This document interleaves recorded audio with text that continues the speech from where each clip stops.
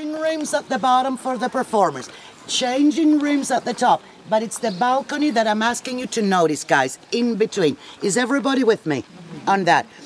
Does anyone have a word for me for the circle at ground level, which was performing area, as well as having a word for me for the building that I just showed you, which the earthquake completely destroyed? I promise gifts if you give me the answer. The stage and backstage. One's a proscenium, right? Stoa. I promise gifts. Proscenium? Is there a proscenium? Now, I didn't quite get the answer I was looking for on the words, but you guys came very, very close. So I'll see what I can do about the gifts, yes? Later on in the day. So we have the auditorium, yes, for the audience. We have the circle at the bottom. Guys, the circle was the first and most traditional performing area they ever made and used at the theaters.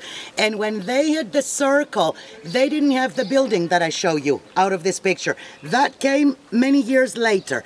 The circle is the orchestra. Ah, we knew that.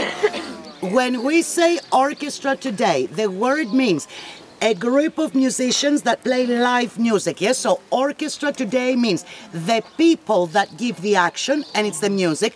But to the ancient Greeks and the Romans as well, orchestra was terminology for theaters, not people giving action, but it meant the place where action went on. So the performers were inside that. But you know what happened? When the theater got totally full, there were people sitting at the top. There was no building on the outside of the circle. So the theater got totally full. And they realized that they were having some issues there. And they realized that because they started getting the moans and groans, yes, from the audience. And those sitting at the top, they could hear everything because we explained all about the sounds. But try to put yourselves in the shoes of audience sitting at the top. You can hear. What would the little issue be? Exactly, they couldn't see. Guys, would they try to see the real faces of the performers down in the orchestra? They were always wearing masks, yes? But even so, it was so difficult. So guess what they decided to do? For those sitting at the top who could not see the mask faces of the performers very well, they decided to oversize the masks. Try to imagine huge eyes and noses and mouths and all that. You know what the result of this was?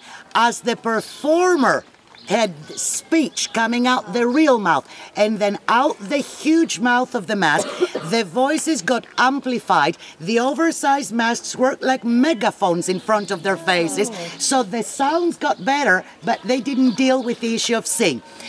They have a second idea, and up until what I'm describing now, there's only auditorium and orchestra circle, not the building behind. They haven't thought about making that yet. And guess what they do? They decide to get the performers lifted. So instead of having their feet on the ground of the orchestra circle, they are walking on wooden legs known as stilts. Absolutely.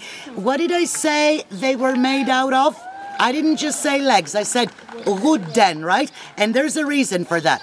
Do you know what the result of the stilts was? Those poor performers, they had the oversized masks, they had the rest of the costume, and on top they had 15,000 people watching. That's the capacity of the theater, for 15,000 people. So they had to worry about every step they had to take on those stilts.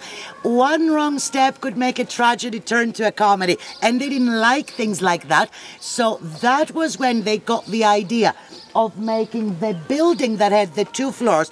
And why did I make a very strong point when I showed the picture about the balcony in between? Because the balcony was made out of wood. So do you know what this balcony was? It was the substitute of the stilts, wooden legs. The balcony was wooden, only the wooden balcony was solid ground for the feet of the performers so that they would avoid all those accidents, yes, taking the wrong steps and falling over all the time. So this is both floors with the changing rooms at the bottom and the changing rooms at the top is the stage building. When we say only stage, It's the little balcony that I showed you. But the part of the stage that was facing the seats and the people is called proscenium, and we still say proscenium arch of the theater, so it was that facade. One question for you guys. Why was it so important that they had changing rooms at the bottom and this is good.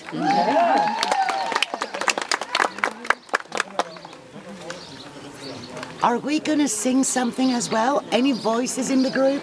Yes, Jenny.